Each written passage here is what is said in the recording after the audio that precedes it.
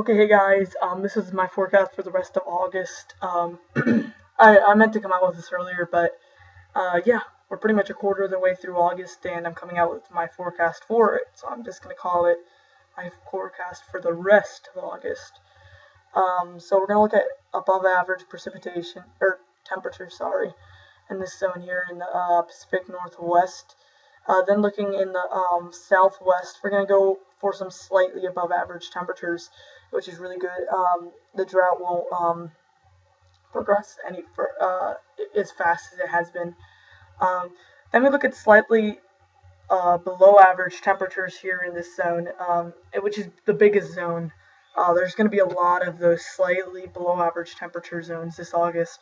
Uh, and there's two zones where the models have been trending at there being below average temperatures a little bit more, where we're getting some of those like 4 to 6 degrees below average, or even less than that, maybe a little bit. But in this like kind of a navy or the second darkest blue basically here and then here. It's kind of strange here, but this is an isolated area where they're just all the models have been saying that there's the chance for some below average temperatures, especially in the center of this, from like Maryland, southern Pennsylvania into like east central PA, then going into central Virginia, and then some portions of north central North Carolina.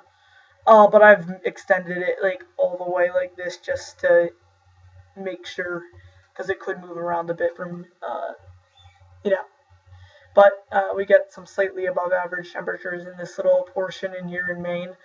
Um, I don't know why, but for some reason they're not even gonna see any like average temperatures. It's just gonna be slightly above average temperatures the entire season, just or entire month, just because we're looking like when there's going to be a warm um, time period, like in between the 21st and the 27th.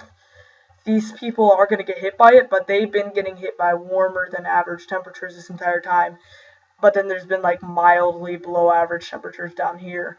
Um, then we got some well above below average temperatures in this blue like area, um, which is like 6 to 8, maybe even 6 to 10 degrees below average for the entire month.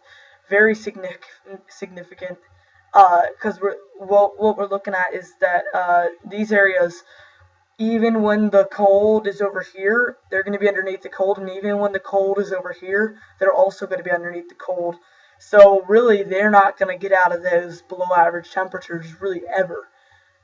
Very interesting. Um, we'll have to see if this is how the rest of fall trends. If we get that colder than average east, especially for the waters. I mean, if we get some of those below average waters right up against the coast very early on, that's very good sign that we might. It's going to allow for colder air in the wintertime, possibly.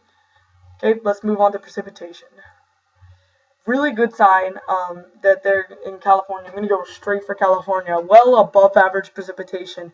Even the CFS model for August has forecasted 1,000% of their average precipitation to occur here in August. That's 10 times more precipitation than they usually see. That's some really good stuff. That's going to help a lot. Also, above average precipitation pretty much for the entire West. Nevada, southern, most of Idaho, some of southeastern Washington, and then most of Oregon, some of Montana, Utah. I mean, basically this entire region is under at least above average precipitation, which is really good for drought relief, then slightly above average throughout this entire zone. Slightly above average precipitation, basically from Nebraska going into Texas, all the way to Florida, and then all the way up into Maryland, Virginia, and portions of Delaware, of course. So, also, we're going to be looking at above average precipitation throughout the zone in Nebraska down to Oklahoma, and then curving into like Georgia and Tennessee. Slightly below average precipitation throughout this zone, going from New Jersey all the way up to Minnesota, and then wrapping all the way back around into like New York. Then we're going to see completely below average precipitation in northern Pennsylvania, portions of New York, all the way slicing right on through Michigan, and then through most of Wisconsin, going into some portions of Minnesota.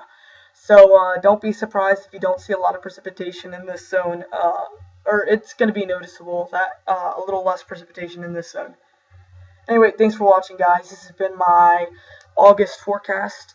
The rest of August forecast. Anyway, thanks for watching. Bye-bye now.